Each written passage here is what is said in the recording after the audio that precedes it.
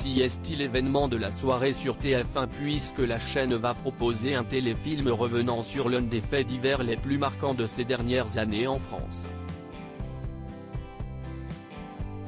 Avec le mystère d'Aval, la chaîne privée s'attaque à une histoire qui a ému les Français et qui va maintenant avoir plus de 5 ans. En octobre 2017, on apprenait la disparition d'Alexia Fouillot, une jeune femme retrouvée partiellement calcinée à quelques kilomètres de son domicile, situé à Greuil-la-Ville en Haute-Saône. Alors qu'il était dans un premier temps mis hors de soupçon par les enquêteurs, son mari s'avère finalement coupable du meurtre. Après avoir pleuré publiquement la mort d'Alexia, Jonathan Daval est finalement interpellé et placé en garde à vue. Si dans un premier temps il nie les faits, il va finir par avouer le meurtre de sa femme, quelques mois plus tard. Aujourd'hui en prison, l'homme de 38 ans purge une peine de 25 ans de réclusion criminelle, sans période de sûreté supplémentaire.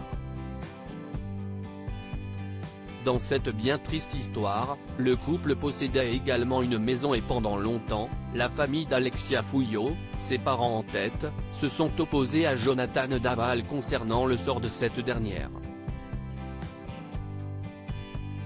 Les parents et la sœur d'Alexia obtiennent réparation. Ce dernier contestait la demande de la famille de sa femme, qui souhaitait récupérer l'intégralité du bien. Lui voulait en obtenir 50%, mais la justice a fini par trancher en juin dernier, donnant raison aux parents d'Alexia.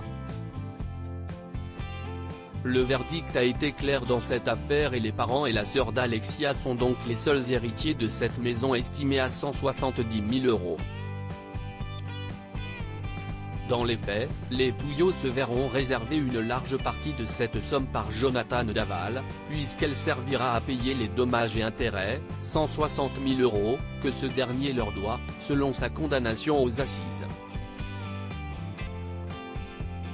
En effet, à l'origine l'assassin et ex-mari d'Alexia possédait la moitié des parts de la maison, avant de recevoir l'autre moitié après la mort de son épouse, mais ce n'est désormais plus le cas.